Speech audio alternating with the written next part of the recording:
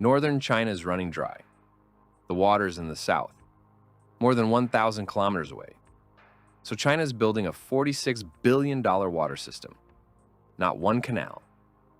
3 massive routes: east, central, west. 2 are already operating. The third has not been built yet, but the central route works differently. It carries water all the way to Beijing, without a chain of giant pumping stations, across valleys, through cities, beneath roads and rivers, and even under the Yellow River. How do you build a waterway this large and keep the water moving for more than 1,000 kilometers? The answer starts at a dam that was too low.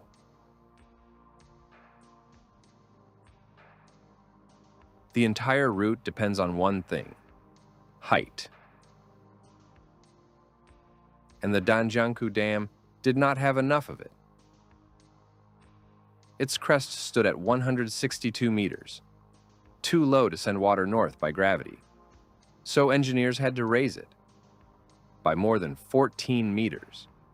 But the dam still controlled floods, generated power, and released water downstream. It had to keep working while crews expanded it. First, they exposed and repaired the old concrete. Then, they cut grooves into the existing structure. Steel bars anchored the new sections in place. Fresh concrete was poured against concrete built decades earlier. Old and new had to move as one. Layer by layer, the dam climbed. The concrete sections rose first. Then, the earth and rock sections followed. Different materials, one continuous structure. The crest reached 176.6 meters, more than 14 meters higher. Behind it, the reservoir rose from 157 meters to 170, 13 meters of new elevation. More water, more pressure, more usable height. But storing water solved only half the problem. At Taocha, crews built the intake. They excavated the passage, poured the concrete, installed the control gates, then connected it to the first canal section. Now, the system had a source, a gate, and the elevation it needed. Gravity could carry the water north, but only if the next 1,400 kilometers were built at exactly the right level, and the ground ahead would make that difficult. The route stretched more than 1,400 kilometers. But length was not the hardest part. Elevation was. Every section had to sit at the right level. Too high, and the water would slow. Too low, and the next section might never fill. Survey crews marked the route north, through Henan, through Hebei, toward Beijing. Then the digging began. Excavators removed the topsoil, cut deeper, and shaped a wide trapezoidal channel, broad at the top, narrow at the bottom. Truck by truck, the earth disappeared, until the first full canal section took shape. But it could not hold water yet. In some places, it could not even hold itself. The route crossed expansive soil. When wet, it swelled. When dry, it shrank. Slopes cracked. The ground shifted. So engineers rebuilt the foundation first. Weak soil was removed or treated. Drainage carried water away.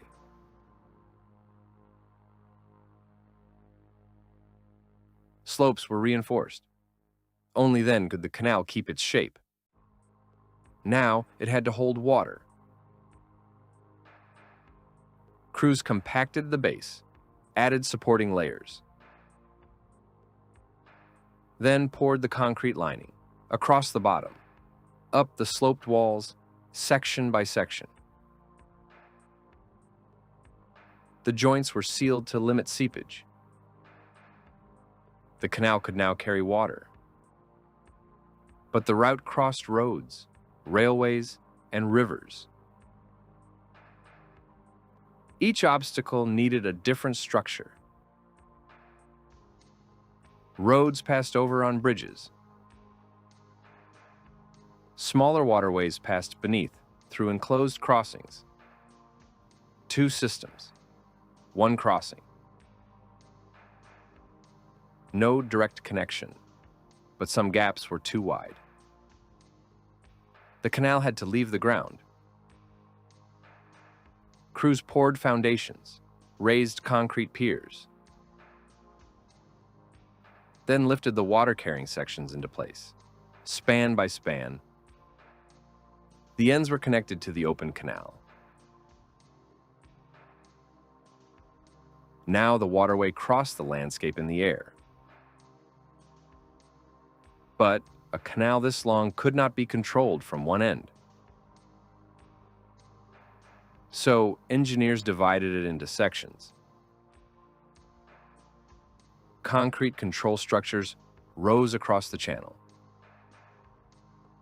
Steel gates were lowered into place. Each one could slow the flow.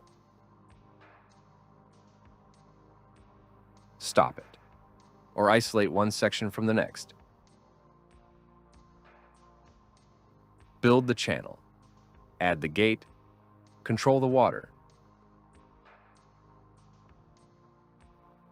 By now, the route could cross roads,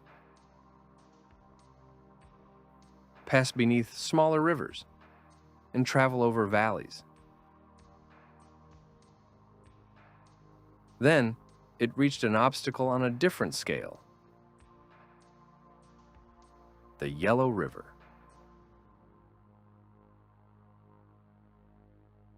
Too wide for a standard crossing, too important to divert, and impossible to mix with the water heading north. There was only one direction left, down. First, crews built deep access shafts on both banks. Walls held back the soft ground. Grout sealed the water-filled sand below. Then, excavation continued. Nearly 50 meters underground. But tunneling beneath a flowing river meant pressure. Soft soil, and more than 4 kilometers of tunnel ahead. So engineers used 2 tunnel boring machines, one for each tube. The machines cut forward, soil was removed. Hydraulic jacks pushed the shields ahead. Then concrete segments were installed behind them, one segment at a time, until they formed a complete ring.